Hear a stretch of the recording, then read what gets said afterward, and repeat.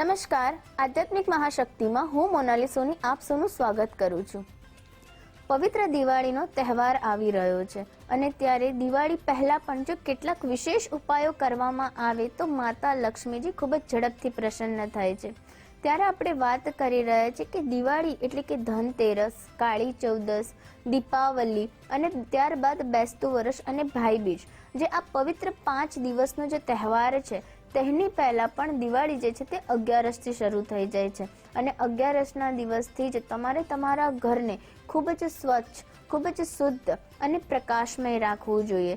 દિવાળીના દિવસોમાં તમારે તમારા ઘરની શુદ્ધતા અને સ્વચ્છતાનું વિશેષ ધ્યાન રાખવું જોઈએ। દિવાળીનો પાવન તહેવાર જે રીતે મેં જણાવ્યું કે 11સથી જ શરૂ થઈ જાય છે, માટે 11 પહેલાં જ તમારે તમારા ઘરની સફાઈ પર વિશેષ ધ્યાન આપવું જોઈએ।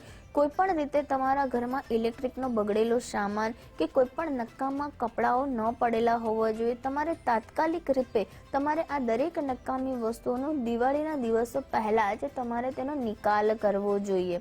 તમારે તમારા ઘરને ખૂબ જ પ્રકાશમય બનાવવું જોઈએ। કોઈ પણ બંધ પડી ગયેલી લાઇટો છે તેને ઝડપથી તમારે ચાલુ કરાવી દેવી જોઈએ। તમારા ઘરમાં તમારે ગંગાજળનો છંટકાવ કરીને તેની પવિત્રતા અને શુદ્ધતામાં વધારો કરવો જોઈએ।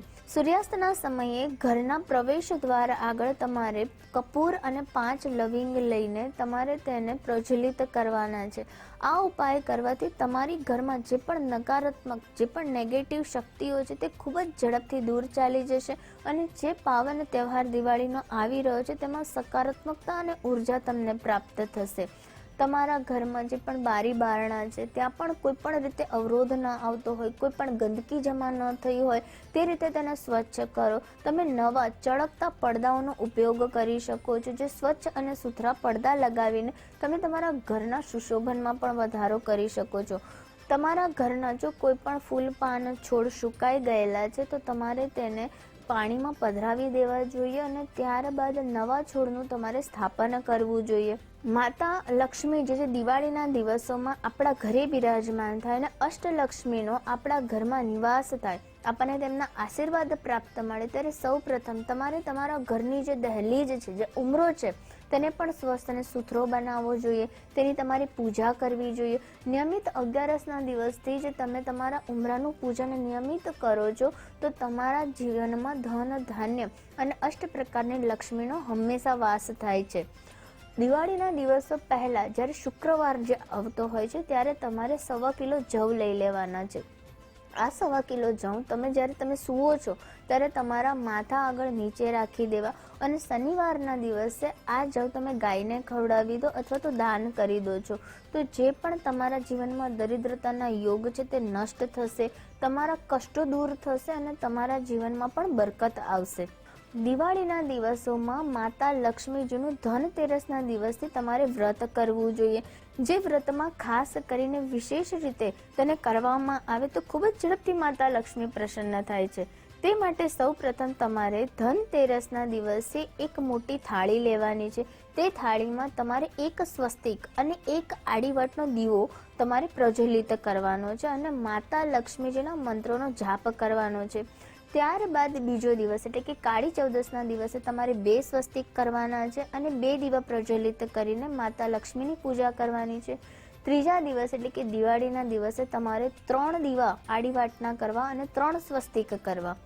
ચોથો દિવસ એટલે કે બેસતા વર્ષના દિવસે તમારે 4 દીવા કરવા, 4 સ્વસ્તિક કરવા અને માતા લક્ષ્મીજીની પૂજા કરવી અને ત્યારબાદ 5મા દિવસે એટલે કે ભાઈબીજના દિવસે 5 સ્વસ્તિક કરવા અને 5 આડીવાટનો દીવો કરીને અખંડ જ્યોત પૂરી રાત તમારે ભાઈબીજના દિવસે રાખવાની છે।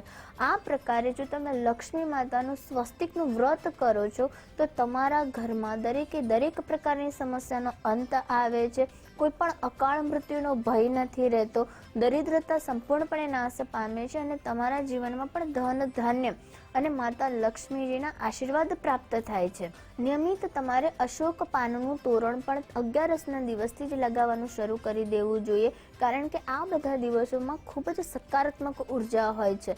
તમારા જીવનની નકારાત્મકતાને ઝડપથી દૂર કરવા માટે અને તમારા જીવનમાં સુખ, સમૃદ્ધિ અને સકારાત્મકતાને લાવવા માટે આ દિવસોમાં તમારે જે પીળી સરસવ આવે છે તેને રાત્રિના સમયે ઘરના દરેક ખૂણામાં પાથરી દેવી જોઈએ। અને જ્યારે સૂર્યોદય થાય છે બીજા દિવસે, ત્યારે જ્યારે તમે વાસી કચરો વાળો છો ત્યારે તમારે આ બધી સરસવને તમારે કચરામાં વાળી અને ઘરની બહાર ક્યાંક ફેંકી દેવી જોઈએ અથવા તો તમારે તેને બાળી કાઢવી જોઈએ. જો આ ઉપાય કરશો તો ગમે તેટલી મુસીબતમાં તમે ફસાયેલા હશો તો તાત્કાલિક તમને તે મુસીબતોનું સમાધાન મળશે, તમારા કષ્ટો દૂર થશે, દરિદ્રતાનો પણ તમારા જીવનમાંથી નાશ થશે. દિવાળીના દિવસોમાં તમારે સ્ત્રીઓનું ખૂબ જ સન્માન કરવું જોઈએ, કારણ કે જે ઘરની સ્ત્રી છે એ સાક્ષાત માતા લક્ષ્મીજીનું સ્વરૂપ છે અને જે સ્ત્રી છે તેને શુક્ર પણ માનવામાં આવે છે. માટે શુક્ર સંબંધિત જો કોઈ સમસ્યા રહેતી હોય તો પણ તમારે આ દિવસોમાં તમારા ઘરની જે સ્ત્રી છે એટલે કે માતા છે, પત્ની છે કે પુત્રી છે તેમને તમારે ચાંદીની અથવા તો સોનાની કોઈ વસ્તુ ભેટ સ્વરૂપે આપવી જોઈએ, તેમનું સન્માન કરવું જોઈએ. ખાસ કરીને તમે તેમના ચરણોને તમે તિલક કરીને તેમના આશીર્વાદ પ્રાપ્ત કરો છો તો પણ માતા લક્ષ્મીજીની કૃપા તમારા પર વરસે છે. દિવાળીના દિવસોમાં તમારે કિન્નરોને પણ યથાશક્તિ રૂપે શ્રૃંગારની કોઈ વસ્તુ ભેટ આપવી જોઈએ, તેમના આશીર્વાદ પ્રાપ્ત કરવા જોઈએ. તમારે બ્રાહ્મણોને દાન પુણ્ય કરવું જોઈએ. મંદિરોમાં પણ તમે જો કોઈ પણ રીતે મંદિરની એવી વસ્તુનું દાન કરો છો તો પણ તમારા જીવનમાં દરિદ્રતા દૂર થાય છે, સુખ અને સૌભાગ્યમાં વધારો થાય છે. આ દિવસોમાં જો આ પ્રકારના ઉપાયો કરવામાં આવે છે તો પણ આપણા જીવનમાં દરેકે દરેક પ્રકારની સમસ્યાનો અંત આવે છે. ખાસ કરીને ધન સંબંધિત અને આરોગ્ય સંબંધિત જો કોઈ પણ સમસ્યા હોય તો આ દિવસોમાં કરેલા વિશેષ ઉપાયોથી આપણને ખૂબ જ ઝડપથી સકારાત્મક પરિણામ મળે છે. તમે પણ વિશેષ ઉપાયો કરીને તમારા જીવનમાં સકારાત્મકતા અને માતા લક્ષ્મી જે અષ્ટ પ્રકારે તમારા જીવનમાં બિરાજમાન થાય તે સાથે હું રજા લઉં છું. નમસ્કાર.